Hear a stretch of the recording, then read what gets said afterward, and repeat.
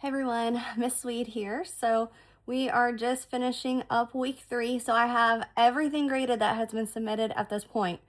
I've been doing my best to keep up with all the feedback so that way you guys can make revisions if you want. And I don't take any points off for revisions. A lot of this is new to you guys, so if you've never worked in a library before, I don't expect you to know everything. So we kind of give you the materials and then, kind of see what you produce and then help you edit from there.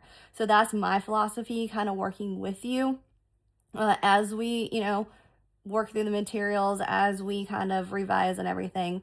So, don't worry about that. Revise as needed. Just when you resubmit, go ahead and label it a resubmission. What I'm seeing with the collection development so far, make sure you have your census data. You're using that data to inform or to kind of build your collection based on this, either students or the people in your area. So you're using those to determine what types of materials you need. Make sure that you are using trusted sources with your selection tools, School Library Journal, Junior Library Guild, Kirkus, those type of things. That way you're letting your patrons know, your parents know that you're using trusted sources when vetting your materials. What happens to discarded items? I don't remember if I've told you guys, but we had a student jump in the dumpster and record everything that we were deleting. It was mainly nonfiction books that were like from the 1980s. And this was only a couple years ago. I'm like, you guys weren't even alive then. We just got new updated materials. But we made the news because there were a bunch of books in the dumpster, and this was even before 2020 and all the things. How often are you weeding? Is it something that you do annually? Is it something that you run reports and you do a section at a time? Is it every couple years? Is it as items are, returned? But then again, what about the items that aren't circulating? So how would you catch those? Reconsideration form. Make sure you attach that in your appendix. I need to be able to see it. A clear timeline, like what happens, how long does it take, who's on the committee, those type of things all need to be included.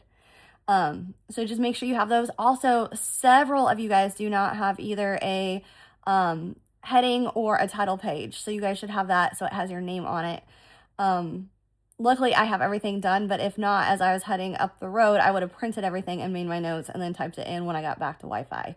So always, always, always make sure you guys have either a heading or title page, depending on if you're using MLA or APA. Other than that, I think this is our last discussion forum. So next week is just your programming plan. And after that, everything ties back into that last assignment. So go ahead and reuse your mission and your vision statements. Your programming plan, that can be one of your activities for the final project. Again, you guys should be creating these all from scratch.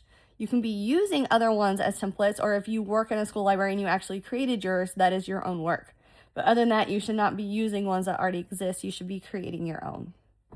I guess today's a big day, so in a little bit we'll be on the road. We're just driving up to Fort Lauderdale tonight. It's about 3-4 hours away from here, and then our plane leaves at 8 a.m. tomorrow. So going from Fort Lauderdale to Denver, don't even know how long our layover is, and then off to Tokyo. So wish us luck. Again, I'll be in touch, available through email.